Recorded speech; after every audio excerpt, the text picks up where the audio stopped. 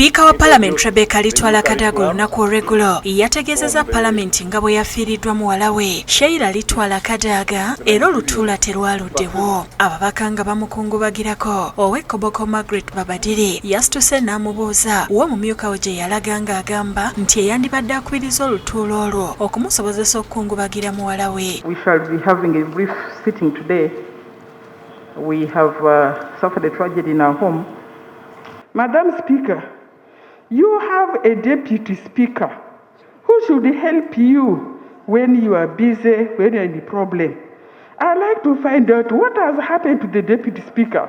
Kati olw'olwaleero amyuka Sipiika Jacob Oulanya akomyewo n'akubiriza palamenti oluvannyuma lw'omwaka mulamba nga n'ensonga ezimulobera tezaategeerekeka naye olutudde mu ntebe ategeezezza ng'otulabo olutasobola kugenda maaso olwa Sipiika okufiirwa muwalawe. At this very moment is our time to weep because we have lost somebody very dear to the leader of this house, and that means to all of us.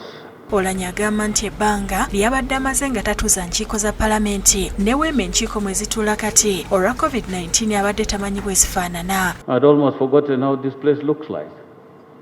But somehow it looks the same, except that there's too much light. Wabula ono agambye nti mu mmeera ey'okusoomoozebwa ng'eno abantu bangi okuva olunaku olw'eggulo we yalangiriridde nti wakubiriza olutuula lwa leero babadde bamubuuza engeri gy'agenda okubirizaamu olutuula nga Sipiika afiiriddwa muwalawe. When the reasons for my coming to chair was stated to me, I felt like I was between a hard place and a rock. It's one of those very difficult situations to balance. Agamba nti nga bwe yakikola nga Minisita Kibuule afiiriddwa abaana be nakati bw'alina okukola olutuula okulusazaamu okusobola okugenda okuziika muwala wa Sipiika. That Madam Speaker has lost a dear one and the burial is ongoing. I can only do what I have always done in situations like this. We will not be able to proceed with today's sitting in solidarity with the Speaker. Even if it was the last chance, the last opportunity given to me to preside in the 10th Parliament, if this was the last opportunity, it's an opportunity I'm willing to let go. Omubaka Jonathan Oduro w'Erute South atendereza munne Babadiri n'ategeeza nti malayika yennyini Katonda mwe yayitidde okubasobozesa okuddamu okulaba ku Oulanya.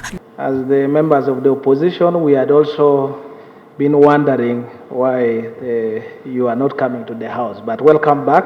I also want to thank the God-sent angel, Honorable Margaret Babadiri, who raised a very important question yesterday about where you've been.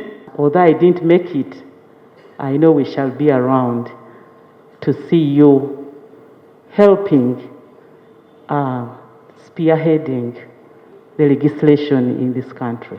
Kyokka omubaka Babadiri ategeeza nti teyabadde na kigendererwa kyekusifu mu kubuuzaawo omumyuka wa Sipiika gy'ali. Very innocently, because nobody has informed me about the Speaker, about his whereabouts.